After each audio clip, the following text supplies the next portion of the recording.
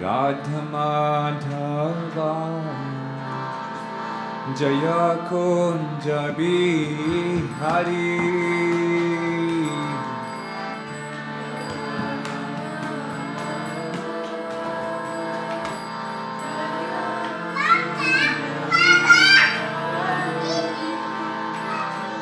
Jaya Radha Madhava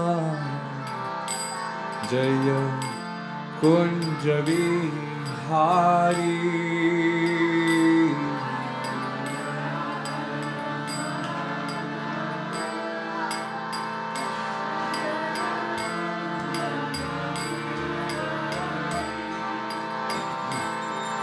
Gopi Janavalabha Jaya Girivara Hari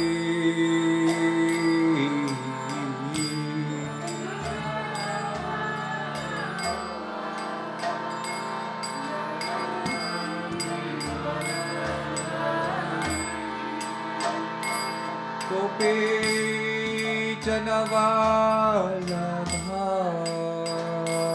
Jaya Girivara Hari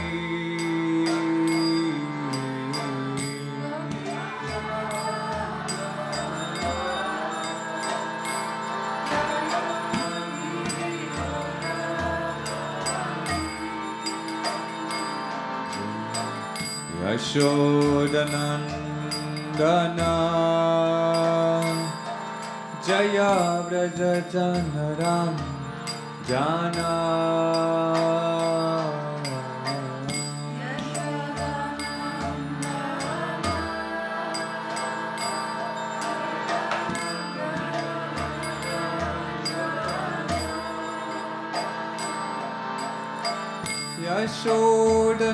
Yashodanandana Jaya Vraja Janaram Jana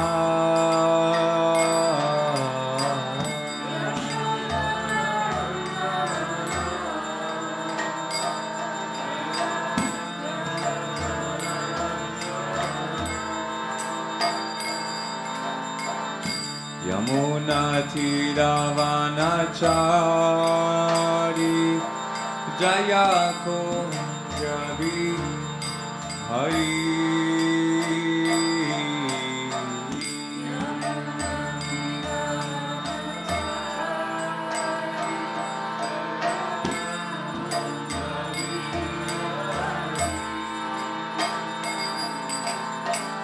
Yamuna Tiravanachari Jaya Kunja Bihari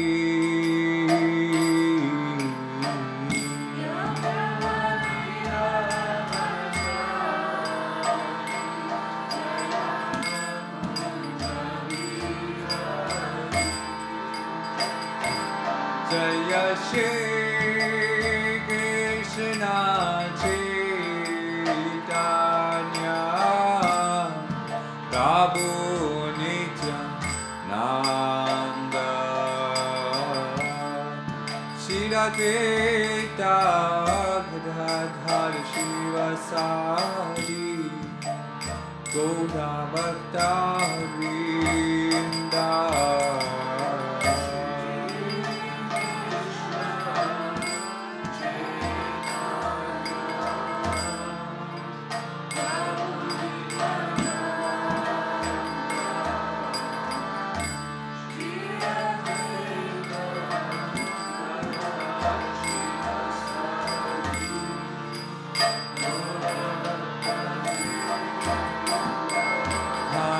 Krishna, Hare Krishna, Krishna Krishna, Hare Hare, Hare Rama, Hare Rama, Rama Rama, Hare Hare.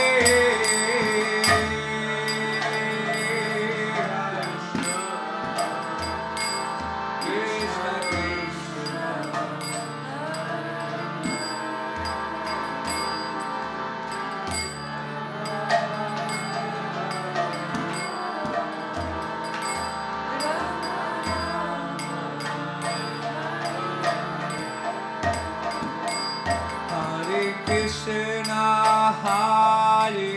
Krishna, Krishna Krishna, Hare Hare, Hare Rama, Hare Rama, Rama Rama, Hare Hare.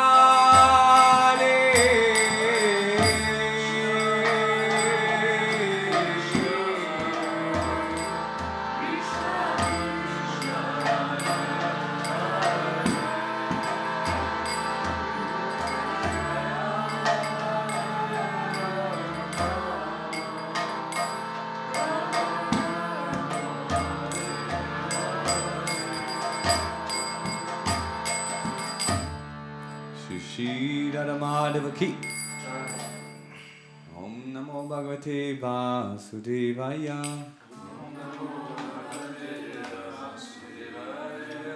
Om Namo Bhagavate Vasudevaya. Narayanam Namaskritam Naram Chaiva Narottamam Devim Saraswatim Vasam Tato Jayam Tirayet. Nastaparisho Bhadreshu Nityam Bhagavata Sevaya Bhagavati Uttamashloke Bhaktir Bhavati Naishtiki. Versteht ihr Deutsch? I think I speak in English. Ja. Ich werde in Englisch sprechen. Ich habe letztes Mal immer in Deutsch gesprochen, das war jetzt heute in Englisch. Ja, zweimal hintereinander. Ja, und ihr wart nicht da. Deswegen spreche ich heute wieder in Englisch. Now we have also many people who listen in English, so I'm going to speak in English. Hare Krishna. So today's verse is the 39th verse of the 13th chapter of the 4th canto. Sabala eva purusho mata maham anuvrataha Mata Mohan Anuvrataha Adharmam Shobhavam Rityum Tena Bhavat Adharmikaha Sabala Eva Purusho Mahatmaham Anuvrataha Adharman Shobhavam Vityum Tena Bhavat Adharmikaha. Prabhu? Sabala eva purusho Mata maham anuvrataha Adharmam shodbhavam mrityum Tena bhavat adharmikaha Sabala eva purusho Mata maham anuvrataha Adharmam shodbhavam mrityum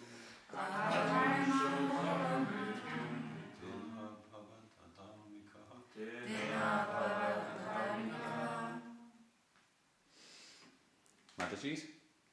Sabala eva purusha Matamaham anuvrata Atharmamam sotaphavam Tina bhavat adharmikaha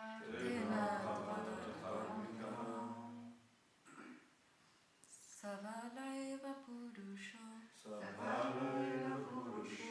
Matamaham anuvrataha Adharma shodbhavam mrityum Tena bhavat adharmikaha. Okay.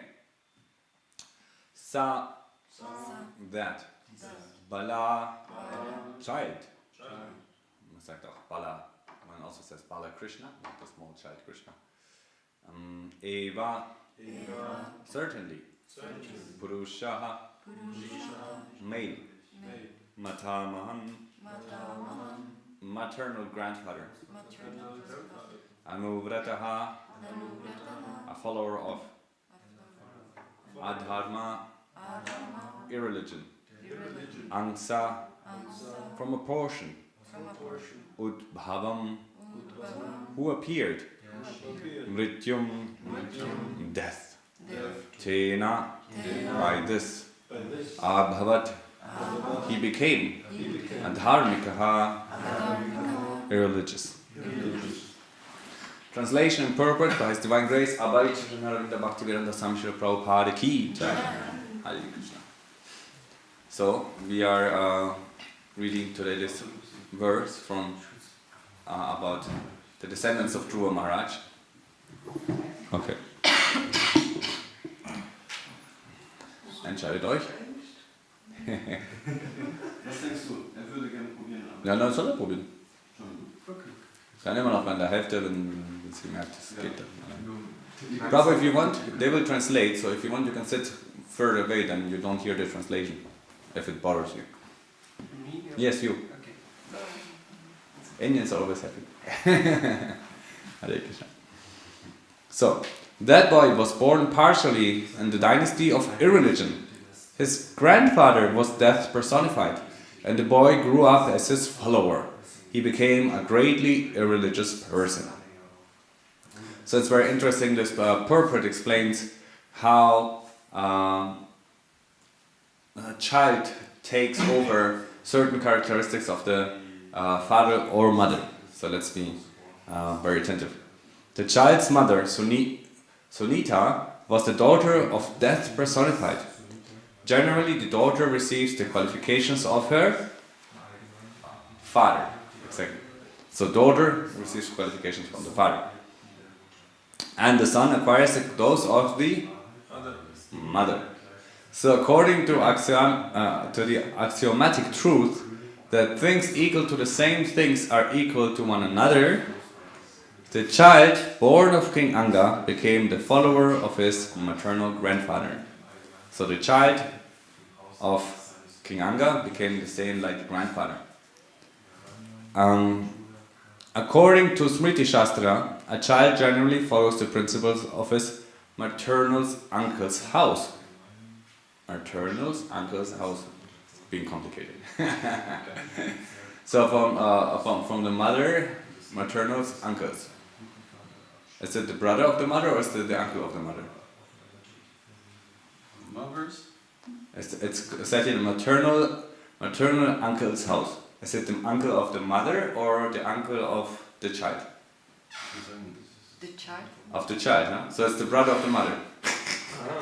It's the brother of the mother. So from this house, he generally receives, follows the principle. Naranam matula karma means that a child generally follows the qualities of his maternal family. If the maternal family is very corrupt or sinful, the child, even though born of a good father, becomes a victim of the maternal family. According to Vedic civilization, therefore, before marriage takes place, an account is taken of both the boy's and the girl's family. It's still practice, very common practice in India, that you have arranged marriage. May I ask, you had arranged marriage or you chose? I chose, but then again, everything was matched. Was matched? Okay, perfect. Perfect combination. And you? You don't have? Not married yet. No wife yet. But you're planning to get arranged or choose? Probably choose. Okay. This is very interesting. So still the thought is there, which is very nice. According to the Vedic civilization, therefore, before marriage takes place, an account is taken of both the boys' and the girls' families. If, according to astrological calculation, the combination is perfect, then marriage takes place. Sometimes, however, there is a mistake, and family life becomes frustrating. It appears that King Anga did not get a very good wife in Sunita, because she was the daughter of death personified. Sometimes the Lord arranges an unfortunate wife for his devotees, so that gradually, due to family circumstances, the devotee becomes detached from his wife and home and makes progress in devotional life. It appears that by the arrangement of the Supreme Personality of Godhead, King Anga, although a pious devotee, got an unfortunate wife like Sunita, and later on bad child like King Vena. But the result was that he got completely freedom from the entanglement of family life and left home back to God. Hare Krishna. Om Gyanti Midantasya Ankananjana Shlakaya Chakshur Militam Yena Tasmai Shri Guruve Namaha Shri Chaitanya Manovistam Stapitam Nina Nutali Svayam Rupa Gadamayam Dadati Svapadantikam He Krishna Kurana Sindhu Dinnavandu Jagapati Koprisha Kopikanta Radha Kanta Namostate Tapta Kanchana Gaurangi Radhe Vrindavaneshwari Vishabhanusuti Devi Pranamami Hari Priye Panchakalpatru Visha Kripa Sindhu Gai Pascha Patitanam Bhavanevyo Vaishnavevyo Namo Namaha Namo Vishnu Hare Krishna Vishnu Vishnu Hare Krishna Vishnu Das Jayateta Sandi Namo Gour Prabhu Vajemaya Priya Prabhupada Vyana Kompaya Vyana Molitam Namo Vishnu Hare Krishna Vishnu Shrimati Bhakti Vedanta Samaniti Namani Namaste Saraswati Devi Gauravani Prachadine Nirvishisha Sanyavadi Paskatariti Shatadine Jai Shri Krishna Chaitanya Prabhu Nityananda Shri Radha Gadadhara Shivasari Gauravaktarinda Hare Krishna Krishna Krishna Hare Hare Hare Rama Rama Rama Hare Hare Hare Krishna. So it is very amazing here that we get to hear about the qualities of the daughter and the son and from where they come from. And so it's very interesting that the Bhagavatam deals with such topics also. And we must always keep in mind that it is said that with every verse of the Bhagavatam, if you actually realize it, and if you have attachment for the lotus feet of Lord Krishna, every single verse of the Bhagavatam can give you pure love of God. And you can become ecstatic. So, with this mindset, let's again read the translation. Let's see if you become ecstatic.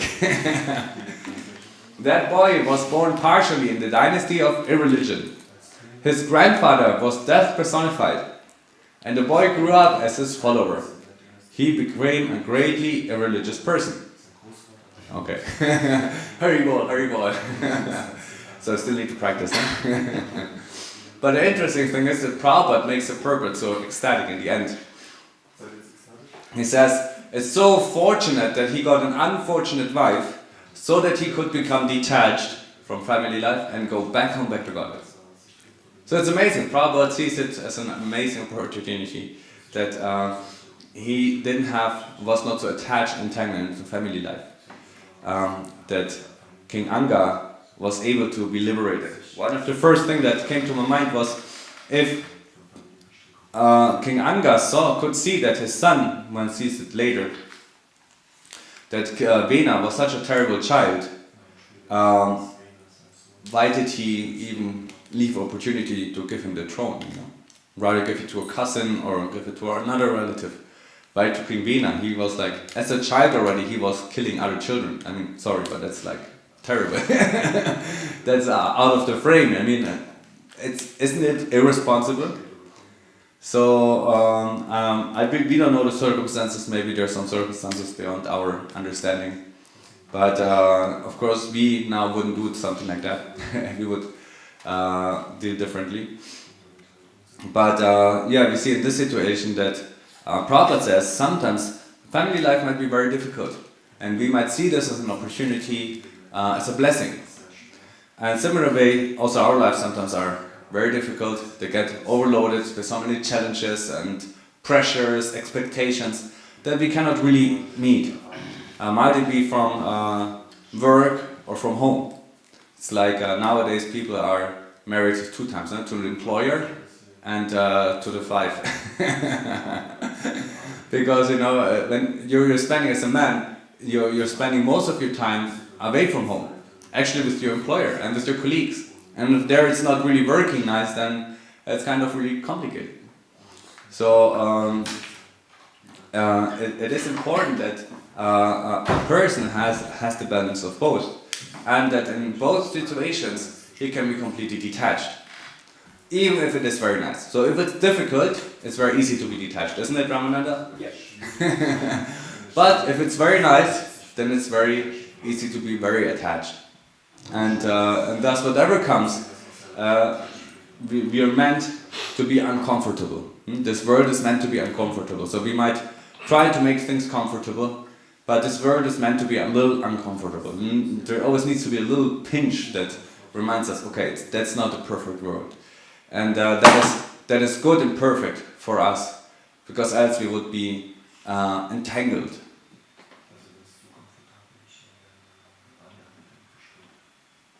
Ja, sehr schön übersetzt. It's good. So the meditation of a devotee is that we seek always trouble. Huh? How is that? King Kunti has this famous prayer. Does somebody know the Sanskrit?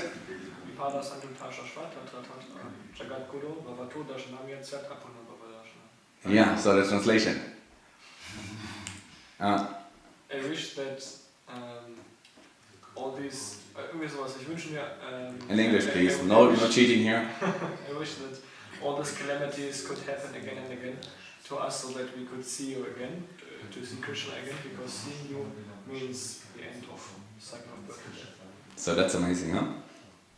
I mean, we don't really pray that we are not that pure or so attached to Krishna, but Queen Kunti, everybody knows the Mahabharata, and how much trouble she went through, how her grandchildren were all slaughtered, how her whole family, the whole kingdom was taken. There was so much trouble back and forth. It's kind of really terrible what Kunti went through. And then still she says to Krishna, please let all these calamities come again and again, so that I always might remember you.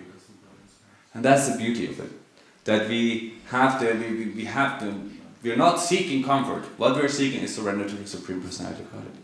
We're seeking a complete detachment and complete attachment to Krishna. Detachment from material world and attachment to the lotus feet of the Lord. And that is what's cleansing and purifying the heart. And that's what is keeping us alive, actually.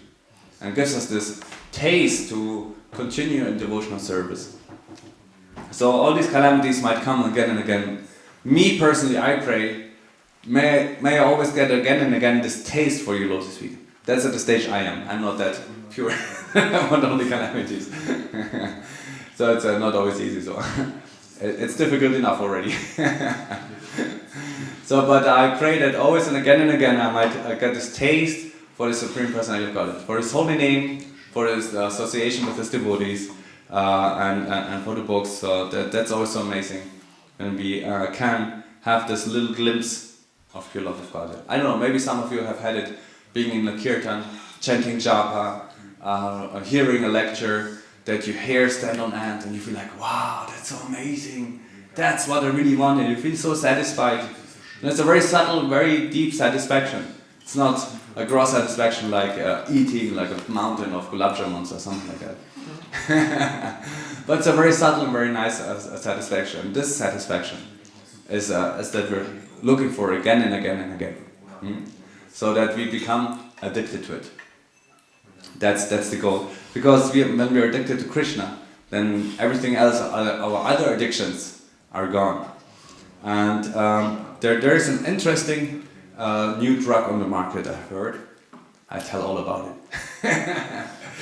And it's a real story, heard it. It's apparently for people who have problems, veterans from war, they use it, but also people who have heavy addictions like heroin. And this drug somehow puts in the consciousness where you become very reflective. It's not like a drug which is like enjoyment, but it's actually more a very reflective drug. They take it and they ponder about everything very, very deeply, and then they become so determined and they get this power to self-decision again, that after going through this process, they are able to detach. That's quite cool, huh? So I thought that's something very interesting, and that the point, starting point, is that you deeply understand and try to reflect. This is the essence of the drug. So basically, Krishna is doing the same thing by giving us trouble. If he gives us trouble in this material world, things become uncomfortable. It's the same thing. We are getting milk grinded. It's said in the Christian Bible that God. Taco, es läuft schon. Kannst dich ganz normal hinsetzen. Ist kein Problem. God's mill grinds very slow but very precise, and it means that God knows exactly, very precise what you should get, but it's very slow. You might not get immediate your karma, your reaction, but it is very exact. So whatever you get, it's perfect. So this is the understanding that we have. Whatever Krishna is giving us, all this trouble he's grinding through us in life, all these hurdles we have, they are for us to become reflective and again understand what is our own real good. And we become attached to the lotus feet of the Supreme Personality of Godhead. So that's something very amazing. So now to this worldly matter of the child, I asked our AI what studies there are about if there are any studies that prove this point of Prabhupada, saying that the father, the son, the daughter comes according to the father, and the son according to the mother. Let's see if there are some studies. Okay. Srimad Bhagavatam ki.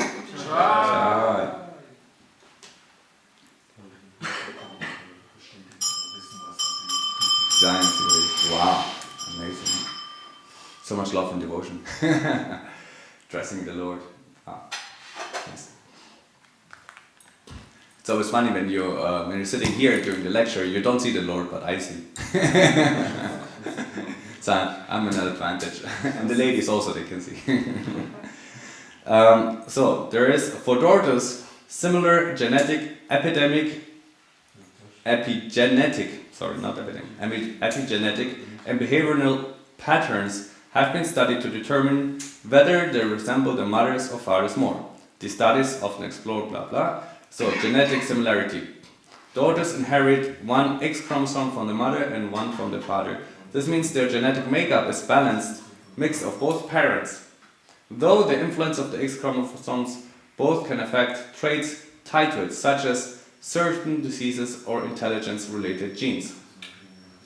Like sons, daughters inherit mitochondrial DNA exclusively from the mothers.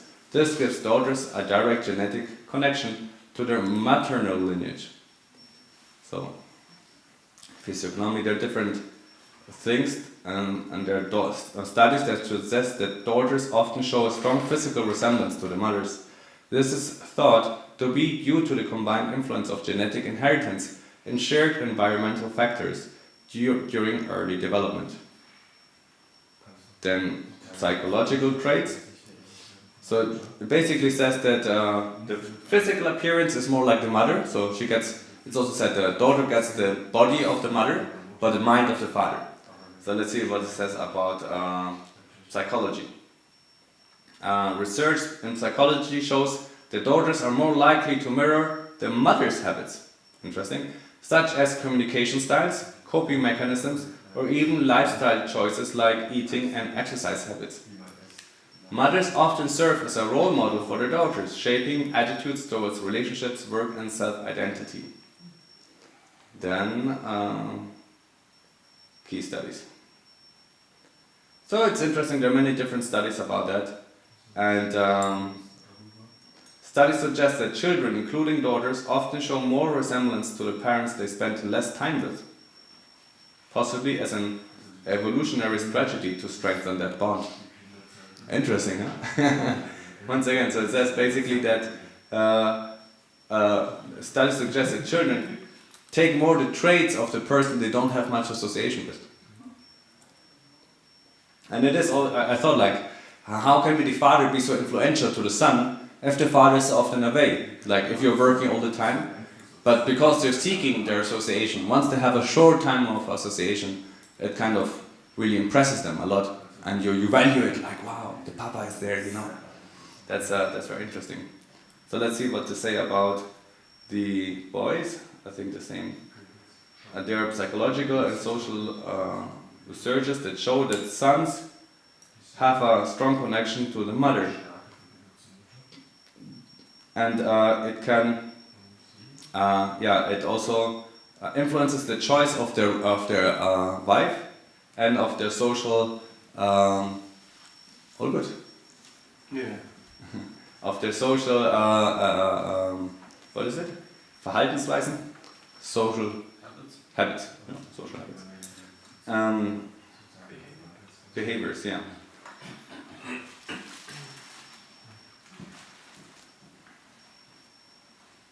Very interesting, huh? So it is with the lady, it is with the son, it is said that it's also vice versa, that they get the body of the father but the mind of the mother. And but still, both of them, everybody's influenced by still both parents. But Prabhupada says here that the mother's relatives are very influential towards the daughters. So what we can see here is that when we inherit and we have association with other persons, that this association might be very influential to our children. It's not necessarily what we make or what we do that influences our children, but our mentality, how we deal with things, is actually more influential.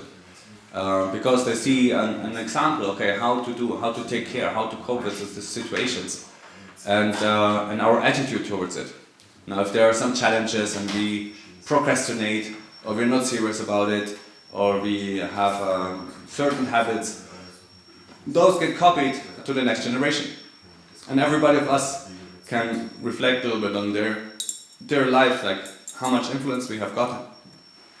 And we can, by having reading about the Srimad Bhagavatam, the Holy Scripture, we get association with saintly persons and ideologies. And these ideologies, they give us a certain new purview of life, because it is, I can repeat it again and again, it is so important that we have such literature for ourselves, but also have association with other persons, so that our mind, our experience in which we are, can expand, as we will always stay in the same limited way. So if you read the scriptures, we can actually have association with the writers, we can have association with Srila Prabhupada, we can have association with the Bhagavatam itself. So therefore it says Prabhupada left his books, and his books are his great Vermächtnis, his tribute to the next generation. And this is so important for us. If we read Prabhupada's, therefore it's like so amazing to read the purport. It starts like with daughters and sons, how they resemble, but then he goes all the way to say, okay, but the result is complete freedom from entanglement of family life, because he was so, King Anga was so disgusted and left family and went back home, back to God. So Prabhupada's purpose, wherever you read it, he's so enthusiastic about Krishna consciousness. He's so eager to share and to partake of it that you can, if you read for half an hour or 1 hour, you can kind of really get into it, and you really feel the association, the upliftment by just reading Srila Prabhupada's books. They are very unique, very powerful, and there's nothing that equals that. So sadhu sangha, shava sastrakai, lava matra sadhu sangha, sarva siddhi hoin. It said that with a moment's association with a pure devotee, you can attain all perfection. There's a lava matra, there's a little tiny speck of association. So that is what we are hankering for, to have this powerful association with a pure devotee. And that will give us a similar attachment to the lotus feet of Krishna. Which is again, what I'm saying, when we read this, we get association, our mind becomes broader, and when we see somebody so attached to Krishna, it gives us this possibility, our understanding, yes, it is possible to be attached more towards Krishna, and not to be attached to material things. Because we have only mainly the example of people being attached to material things, and they're so overwhelmingly great that we just follow along. It's so funny, it's called the psychology of the masses. So there was a case in in France, where there was a police and a child was killed or had an accident and died, and they needed to find out whose child it is. So it came that the first person there were different persons whose parents it could be, and they needed to look at the dead body. So they look all at it, and then one person says, "Oh yeah, that's exactly like the daughter of this and this." So then the daughter of Mary, let's call her Mary, Mary comes, "Oh yes, that's my daughter." And then other relative comes, "Oh, my daughter, and all this daughter that died." And everybody was so convinced that it's the daughter, and she died. And but later, scientists made a research, and they found out it cannot be the daughter, genetically seen, and it's not possible. So then they traced it back, and then found a different person whose child it is, and then they said, and then this person came and said, "Oh yeah, that's my daughter." And then all the other ones, the Mary and the relatives, then they saw again and they looked again at the child and understood, "Oh, true, it's not our daughter." Suddenly, you know. But the funny thing about psychology is that because one person confirmed it, the other persons immediately confirmed it too, following along. And just because one person decided it, so that's the psychology of the masses. It's kind of like a follow-along psychology. So if somebody decides that's right, then everybody just automatically kind of assumes it's right. And that's a very famous book, the Psychology of the Masses. Very interesting. And there are many further examples how stupid, how quickly or easily influenced a mass can be, and misled it can be. And so we should understand that if we live in a society which is so materialistic, so we are geared, the West is completely geared towards having material opulences, to having perfect material arrangement, and that will make you happy. That's the essence of material life. And if you're religious, then you're looked upon as you're a little weird, you know. We're scientific and we want to understand, we know perfect how to enjoy material work, you know, that's science. So, and this understanding kind of always creeps into our mind, into our hearts, and thus we don't have this absolute conviction that, yes, I want to serve the Supreme Personality of Godhead. Imagine if the whole society would be different. Whole society says, yes, to be a saint, to be detached, to be a devotee is amazing, is something unique, and everybody should do it. If you had such a society, it would be much easier. Okay, of course, it's my following to be a religious, upright person and be a saint. That would be amazing. And that kind of like this, it was in the medieval ages. It was okay if you're a saintly person, then you're honored. So the paradigm shift is now very extremely different. That you need to have something, then you are something. You need to enjoyment is a matter. And this is all the time when we're chanting or when we're reading the books. This misconception is all the time coming up again and again until we are able to give it up. Until we are able to have association with some other persons who gives us a different, can give us a different paradigm, that you can see they're enjoying so much Krishna and they're not so attached towards matter or material opulence, material enjoyment, material comfort, but they care so much about Krishna that you're actually really touched by it, that you feel like, wow, yeah, that's it. And that's what we want. We want to have association. Therefore, it's important that I say, okay, we read Prabhupada's books. Everybody should have Prabhupada's books at home and read them. Or also temple devotees, we should daily read Prabhupada's books because they're essential. They keep us spiritually alive.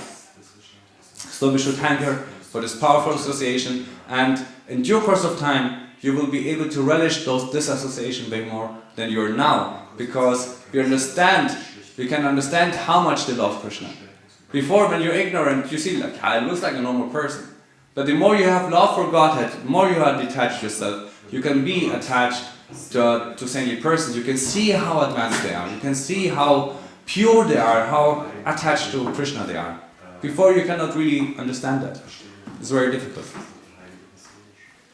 So let's pray and wish that we have all this powerful association and that we might cherish this association. And I thank you for all your association and this opportunity to speak. Srimad Bhagavatam ki jai! Hare Krishna. So, is there any question or comments? Yes.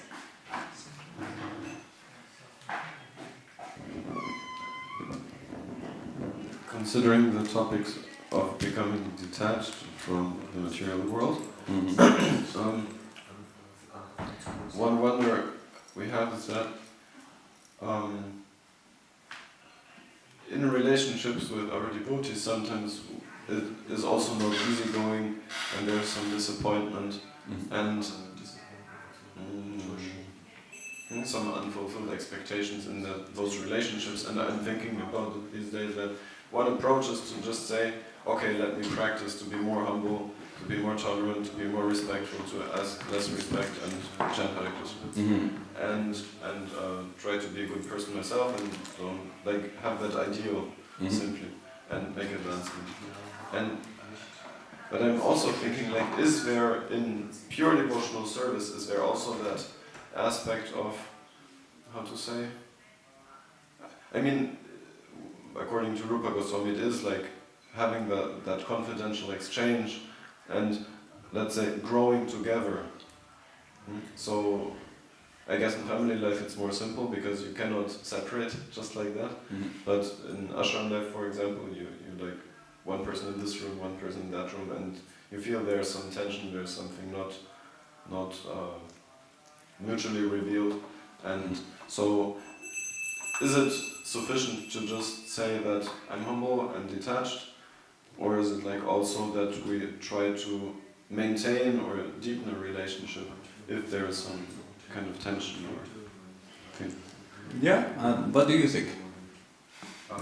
By asking the question, I also think about it, and if you give respect to someone, then automatically you try to contribute in the relationship, you don't avoid the relationship. I mean, of course, every relationship is important, and it is nice to have this personal exchange. And if you have this personal exchange, it will always enrich you. There is it's never wrong to be humble. It has never been wrong to be humble. It will never be wrong to be humble. So, but it's always wrong to be proud and ignore it. So that's very important that we understand this deeply.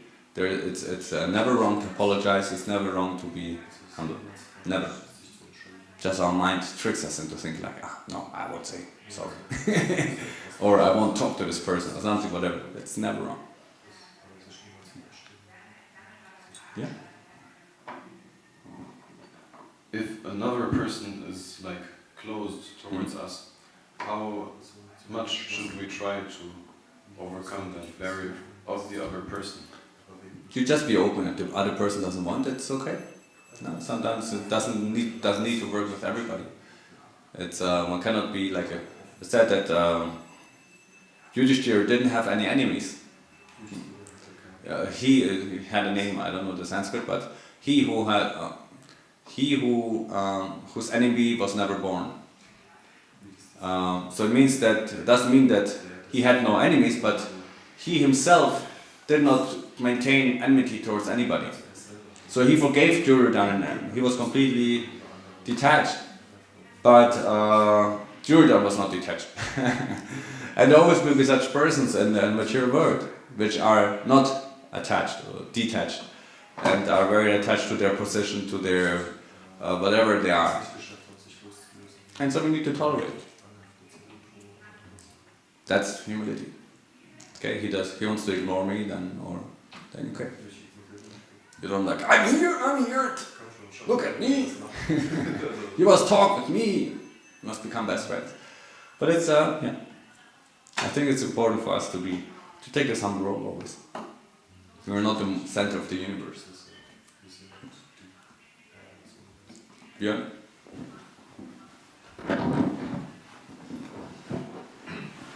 Thank you very much. As you are currently taking on the role of a grihasta, and you are confronted with material society and work to maintain the family every day or on a regular basis. How do you rejuvenate yourself? And is it like this, that it is a constant battle between the association that you have spiritually with the Bhagavatam and your family, which is spiritual and work? It is this family life. I don't know if some of you have had children, then you know it is always a challenge when you have children. It's like they come and you just need to take care of them. You know, it's just like washing them, changing the diapers. You don't have much opportunity to be spiritual. You just need to survive the day, kind of. So, but this is it's like an intense marathon. It's an intense day. So therefore, many are kind of frustrated or just leave their wife because it becomes very, very difficult, especially in these times when they're between 1 and 3, I think. I've heard most divorces are when the children are around this age, because it becomes so tensioned between the parents. So it is very, it's kind of, you're in survival mode, and but you are simultaneously you're very grateful for any sign they show as a devotion towards Krishna. And like we have deities at home, we have pictures of Krishna, we have books about Krishna. Then you show them the books and you speak about Krishna, tell them stories, then they really like it. Like, there's some little things. You tell, like I told my son some story about Krishna, and then he wanted to hear it again and again. And so I needed to tell him 10 times. I was like, I again need to tell you a story. Baba, nochmal erzählen. So that's they kind of force you also to be devotees, you know, because also you need to be a good example for them. And just doing this service is actually, you know, I'm smiling talking about it because I think it's something very nice and very cute. So it is something very uplifting still. And the source of inspiration is that, of course, in the evening when I sit down and have the opportunity to read, but also during the day when I'm doing my work, then I listen to lectures or kirtans, especially if they're nice kirtans. If it's work that I don't need to focus so on, then I put kirtans, and that's nice. And they're so ecstatic. And while doing my work, I'm like, yeah, Rebol, you know, back to Godhead. It's so nice. So you get really the taste, or listen to some lectures, and it's like really beautiful. That's very nice.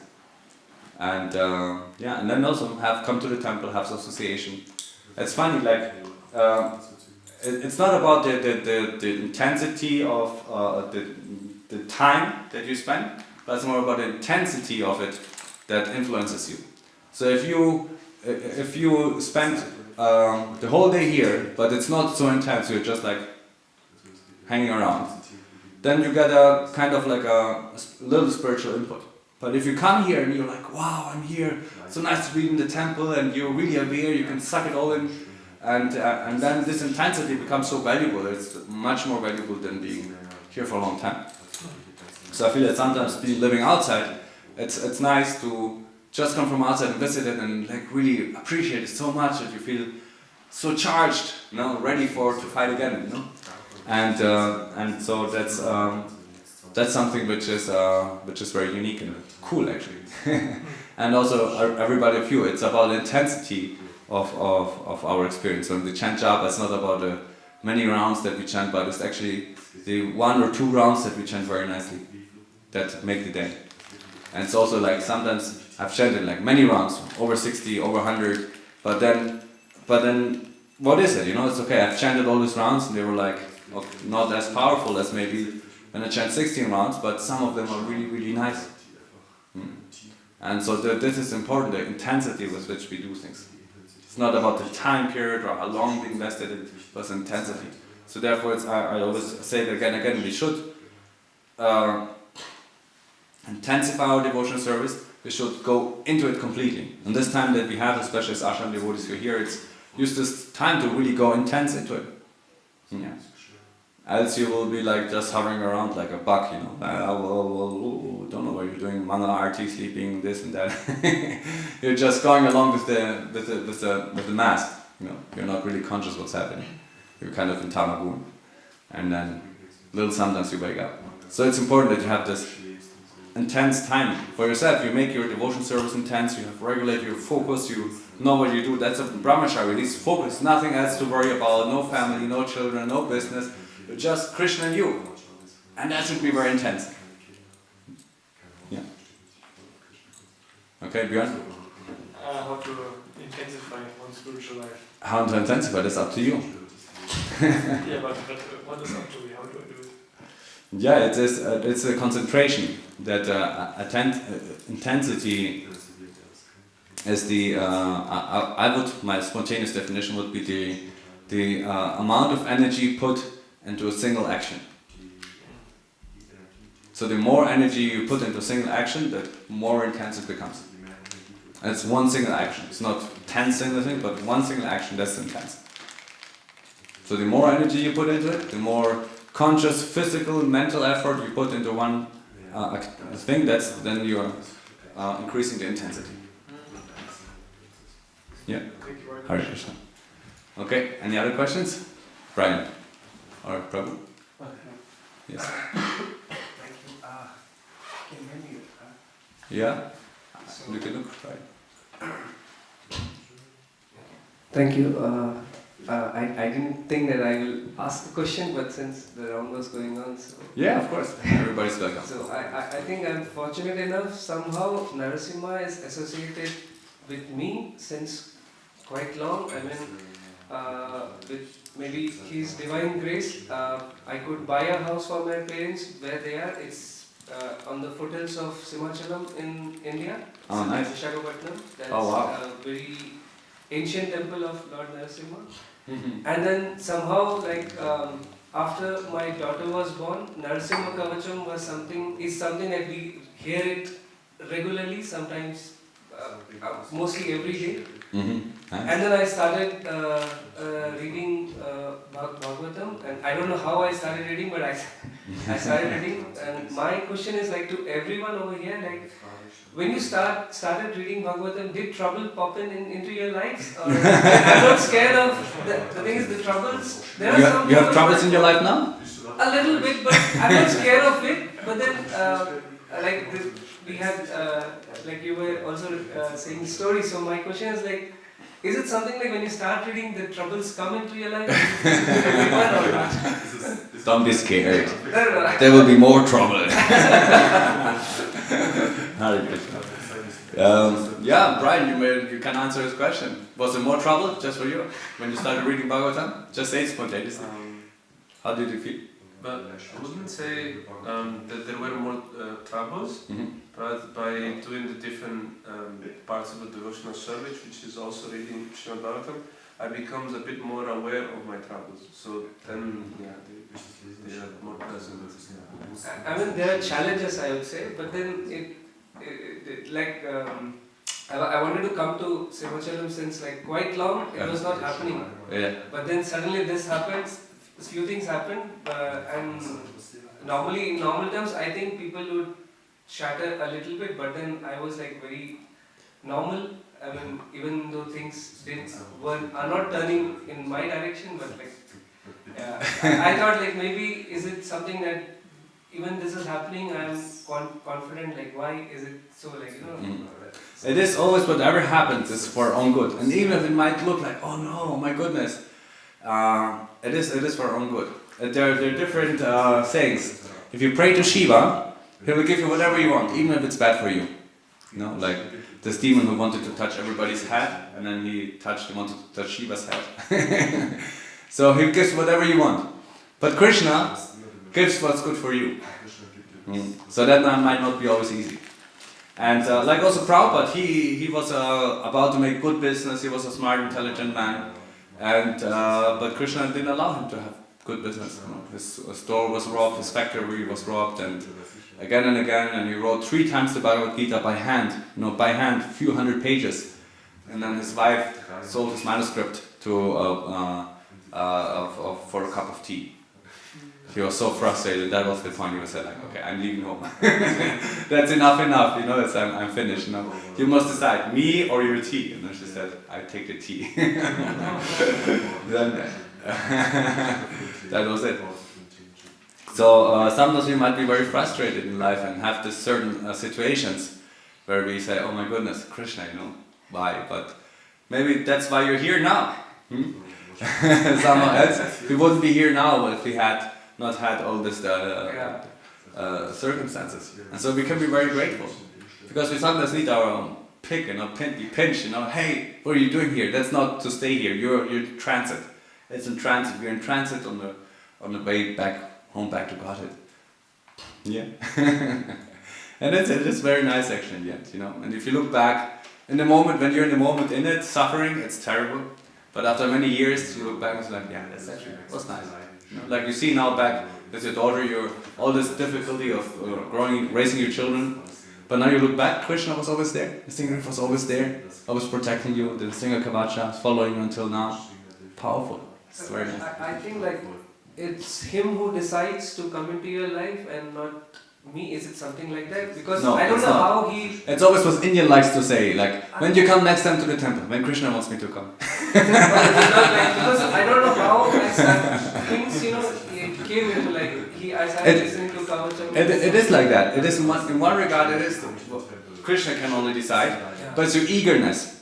Your eagerness to have association, to surrender to Krishna, and then Krishna will arrange for you.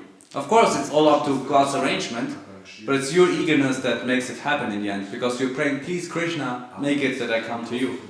But also you can say, please Krishna, give me a nice car, nice house, nice wife, nice children, Jai Jagadisha Hari. So it's up to you. And it's not that you're in control, but you can decide. We have a tiny, the jiva has a tiny decisional opportunity. Do I want to surrender to Krishna or to Maya? Do I want to forget him?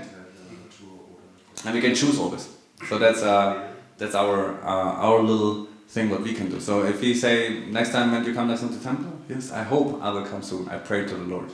Because I was never the guy who would go and read Bhagavatam. I used to say okay, I would, but I somehow eventually slowly. You see Krishna trick you. Slowly. I don't know. but then I did say I surrender it to you. Then maybe I don't know. But I cannot explain how the process happened.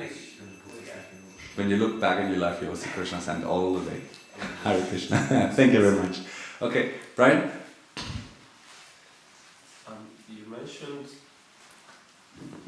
mentioned at the end that we are not able to perceive how saintly people are, and it takes some raising of the consciousness to do that. Yeah, it's said that you cannot see a pure devotee until you're a pure devotee. Right. Terrible. Yeah, and let's say especially when one has not yet committed to one path or so, how does he then differentiate between saintly people who he would like to follow the footsteps and other which are not so recommendable to follow these footsteps? So there is again it's the same thing that we have this tiny choice within our heart, and also we have Paramatma, the super soul, Krishna always accompanying us. So if the soul wants to surrender to Krishna, wants to have authentic devotional service, he will find association with devotees who are pure. He will find and he will understand, I should go in this direction.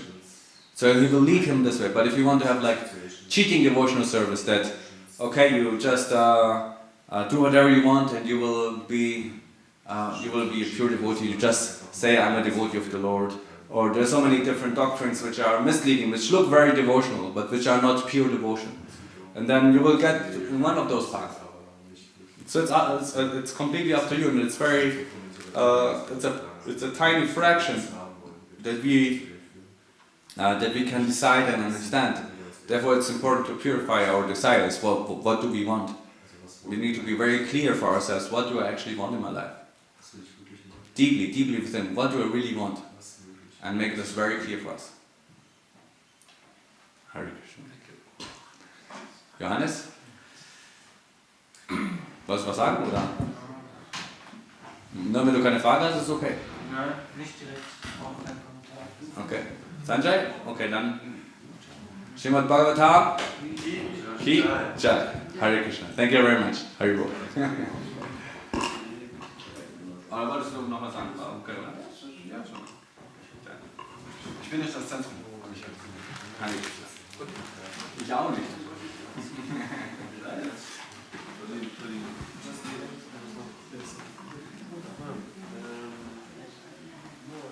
Prabhu, Hare Krishna. Adesso non sapevamo proprio che ¿Cómo es? ¿Cómo si? O sea, si no sabemos exactamente lo que queremos. It's a